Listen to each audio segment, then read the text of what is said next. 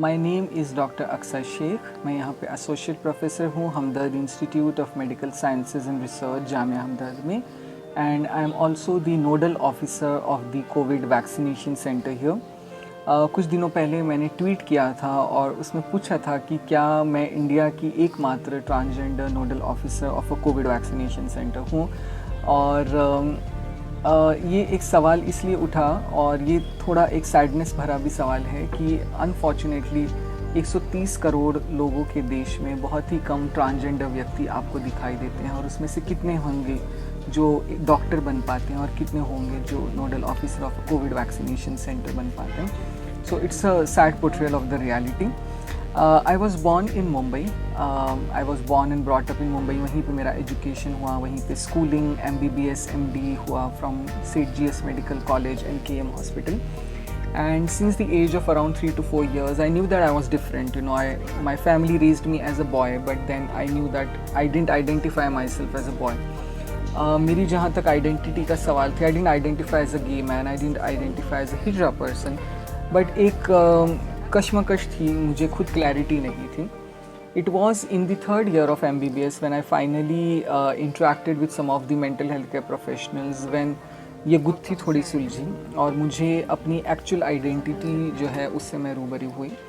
उसी के बाद फैमिली को भी इसके बारे में पता चला, उनके साथ इसके ऊपर काफ़ी डिस्कशन हुई। एक्सेप्टेंस मिलने में शुरू में तो काफ़ी मुश्किल हुआ, लेकिन ये एक प्रोसेस होती है। So in the third year of my medical college, when I interacted with the mental health care professionals, तब मुझे अपनी आइडेंटिटी क्या है, मेरी जेंडर आइडेंटिटी क्या है, ये समझने में काफ़ी मदद मिली। उसके बाद जो घर वाले हैं उनको भी ये बताया गया। They also had a difficult time with it, क्योंकि ये एक्सेप्ट करना किसी भी पेरेंट्स या फैमिली के लिए कि उनका बच्चा जो है वो ट्रांसजेंडर है, ये काफ़ी मुश्किल काम होता है। क्योंकि अक्सर जो ट्रांसजेंडर लोगों की छवि समाज में है वो हम इससे जोड़ते हैं कि जो किन्नर ट्रैफिक सिग्नल पे भीख मांग रहे हैं या सेक्स वर्क कर रहे हैं या शादियों में नाच रहे हैं, तो कोई भी पेरेंट्स नहीं चाहते कि उनके बच्चे जो हैं वो उस तरह की आगे ज़िंदगी बिताएं। तो एक काफ़ी मुश्किल डिसीजन था, but then I had decided to transition.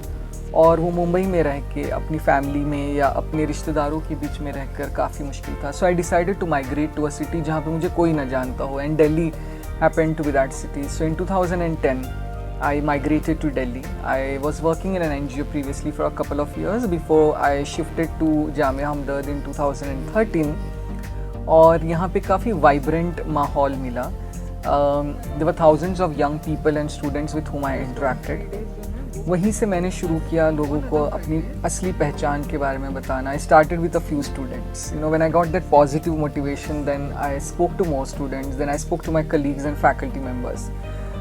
While the acceptance was increasing, एक काफ़ी खुद के साथ भी लड़ाई होती है इंसान की, you know, to accept their own identity and to take the step of transition.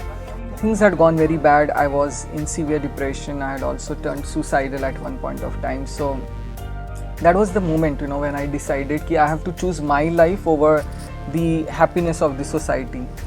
And once I was convinced, then even if the family was not on my side, I decided to go ahead with it. I started myself on hormones, and it can be a very difficult journey, you know, not just very expensive. To just give an example, you know, one shot of hormone can be 7,000 rupees, and you have to take it every 3 weeks, and for a lot of years together. Even the surgery, you know, can cost you lakhs of rupees. And very importantly, when you don't have that support, तो आपके लिए अकेले ये लड़ाई लड़ना, ये journey करना, ये काफ़ी मुश्किल काम होता है। At the same time, I also wanted to live my life, you know, as who I am. So I took that decision. And then I also changed my name to Aqsa, which is from the beautiful name of Al-Aqsa Mosque. You know, because मुझे लगा कि मेरी कहानी और Al-Aqsa Mosque की कहानी में कुछ similarity है. It's a fight against, you know, occupation. So this is how the journey started. The progression happened in the medical college. I became associate professor. Comes 2020 and we have COVID, the biggest challenge probably the world has faced in the last 100 years. I had also gotten COVID during September 2020, and once I recovered, you know, I developed a lot of empathy for the COVID patients, and that's why I decided to do more work in the COVID area. I became the in charge of the COVID surveillance unit here. In January, I became the in charge or the nodal officer of the COVID vaccination center here. और ये मेरे लिए काफ़ी एक opportunity थी कि जो hundreds of लोग यहाँ पे रोज़ वैक्सीन लगाते हैं, उनके साथ इंटरेक्ट करना, उनको सेवा देना एंड कहीं ना कहीं एक सेंसिटाइजेशन टुवर्ड्स जेंडर भी सोसाइटी में क्रिएट करना. Today I'm also the co-investigator in a COVID vaccine trial for the Sputnik 5 Russian vaccine. I'm also one of the co-investigators in a WHO funded study for looking at the COVID transmission. So it has been a beautiful journey, from that place of loneliness and fear today to being able to serve as India's only nodal officer of a COVID vaccination center and touching thousands of lives.